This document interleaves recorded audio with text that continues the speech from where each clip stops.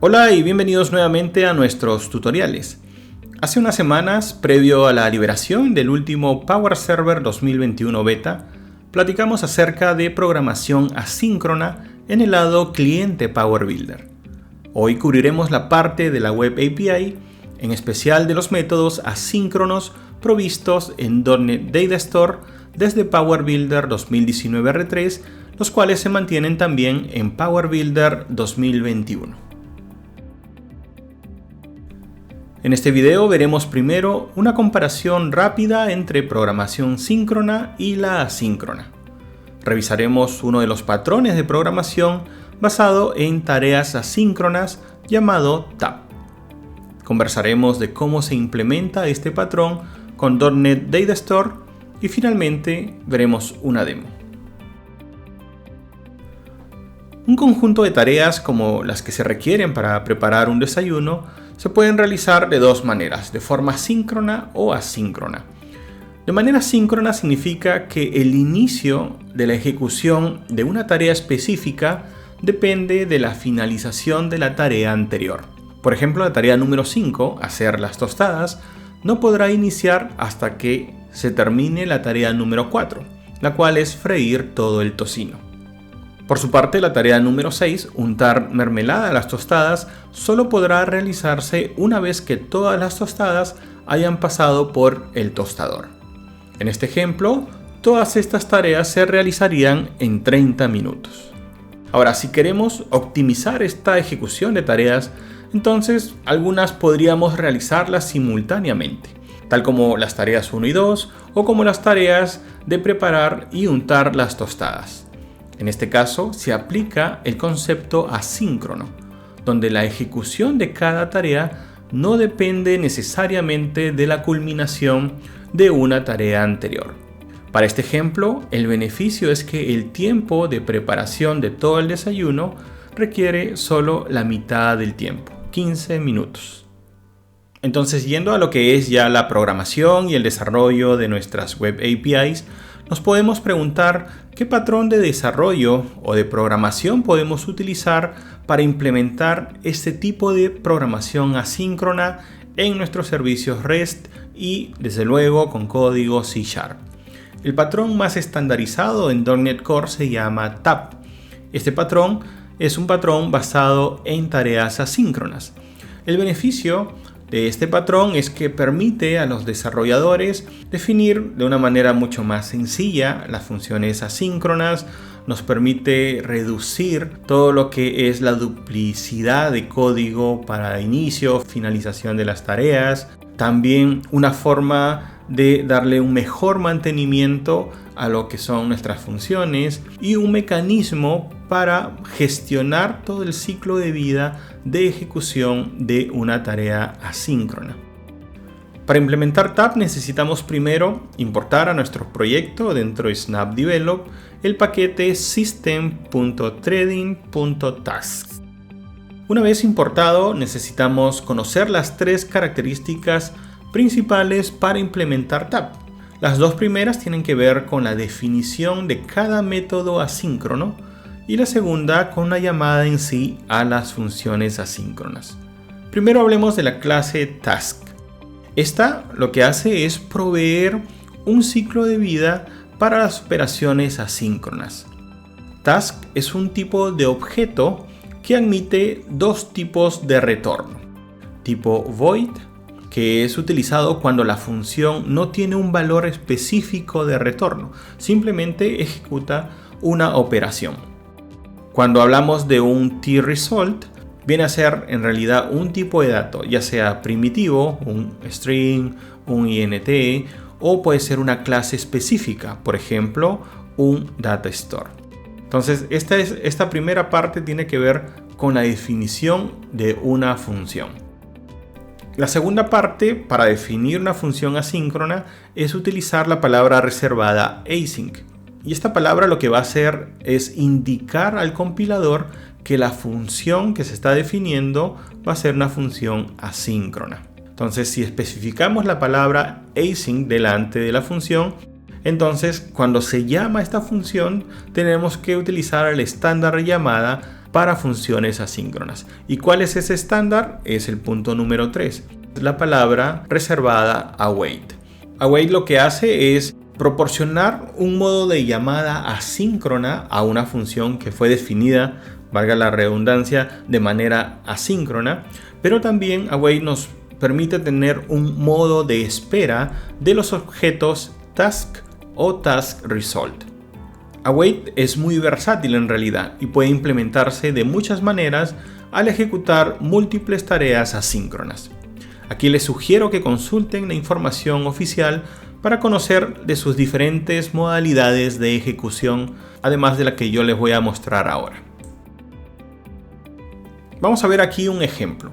Primero, indicar que esta función corresponde a una función de la clase servicio, donde usualmente recuperamos los datos o procesamos información de actualización de datos.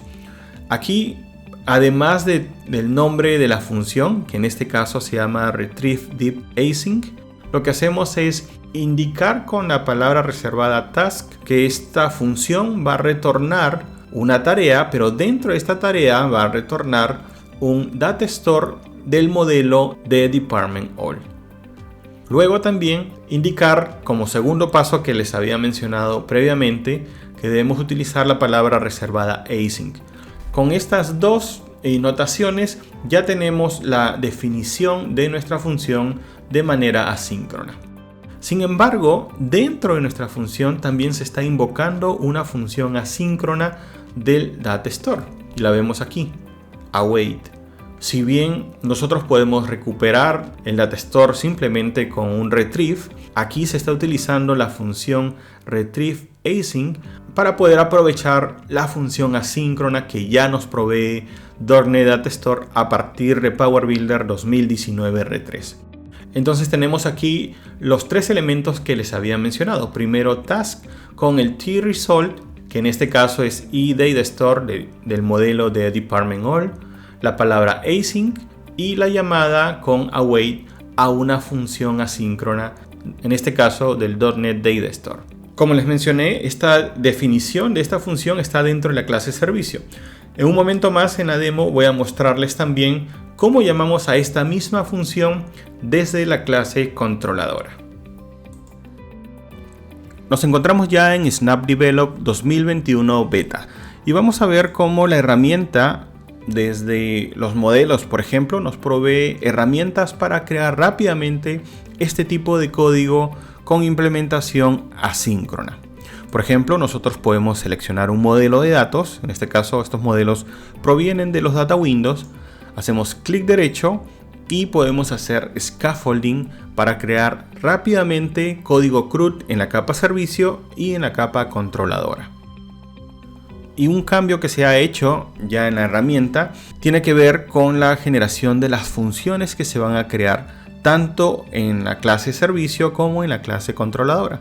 Por defecto ya nos muestra que se van a generar de manera asíncrona. Entonces tenemos que tener este cuidado. Si es que nosotros queremos crear simplemente código estándar, podemos cambiarlo a síncrono. Luego tenemos a nivel de lo que son servicios, información de en qué proyecto se va a guardar, la estructura de las carpetas, en namespace. Algo muy importante es la conexión a la base de datos. Con relación a los controladores también, una generación basada en el servicio que se va a crear, en qué proyecto, en qué carpeta, namespace. También tenemos un área para verificar o incluso modificar los nombres por defecto de las clases servicio y controladora que se van a crear. Una vez que tenemos configurada esa parte, damos clic en generar. En este caso ya tengo ya la información generada. Vamos a ir a verificar en servicios la implementación de estas funciones. Lo que les había mostrado previamente en las láminas tiene que ver, por ejemplo, esta función retrieve deep async. Ya vimos, explicamos esta parte. Utiliza la función retrieve async del data store, pero también tenemos la función update sync, donde se está utilizando la función asíncrona de actualización de datos. Las funciones que han sido agregadas para este tipo de trabajo asíncrono dentro del .NET Data Store tienen que ver principalmente con el retrieve, todo lo que son los queries, las variantes de los queries, por ejemplo, un retrieve by key async, hay también esa opción. Y en cuanto al update, hay una serie de interfaces implementadas con el update async. Lo que les había comentado también es con respecto a la clase controladora. La clase controladora va a llamar a las funciones de una manera especial. En vista de que las funciones en la clase servicio están implementadas utilizando el patrón tab a través de las palabras reservadas task y async, entonces la llamada dentro de la clase controladora respeta ese estándar y va a llamar a esa función utilizando await. Entonces llama await y a la función específica que se va a demandar. Luego también tenemos algo muy similar con la función updateSync. Se llama a través de await. La clase controladora es una clase especial porque es la que expone finalmente las funciones de la Web API. Y aquí un par de aclaraciones también. Si bien, por ejemplo, vemos aquí que en la clase controladora también se está exponiendo esta función como una función asíncrona, no es necesario que el cliente indique, por ejemplo, el await para invocar a estas funciones. Puede llamar directamente con el nombre de la función. Por ejemplo, Power Builder, al utilizar REST Client, no va a utilizar ninguna notación await. Simplemente va a llamar a la Web API y a esta función. Y con respecto a la función, nosotros vemos que aquí hay una palabra que complementa el nombre de la función que se llama async. En este caso, el async actúa como un modificador. Ese es el nombre que se le da en el entorno C#, un modificador, para indicar que es una función asíncrona, pero nada más. El nombre real de la función es retrieveDeep, nada más, sin async. Entonces, cuando nosotros queramos llamar esta función de la clase controladora, tenemos que tener esa consideración. No ocurre lo mismo cuando llamamos desde la clase controladora a las funciones del servicio. Allí sí tenemos que usar el nombre completo.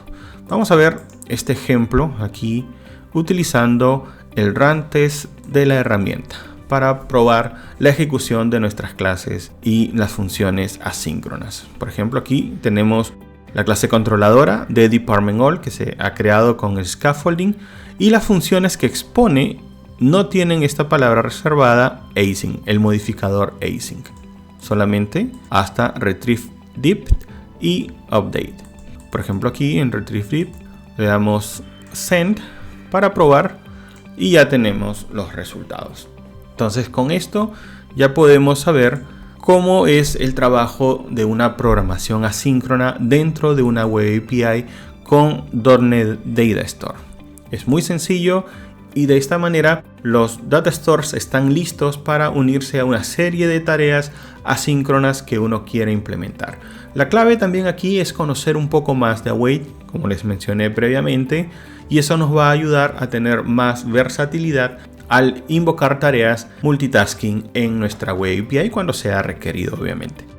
Muy bien, muchas gracias. Con esta información estamos terminando este video. Agradecido siempre por sus comentarios y por compartir con la comunidad lo que nosotros creamos para ustedes. Hasta la próxima.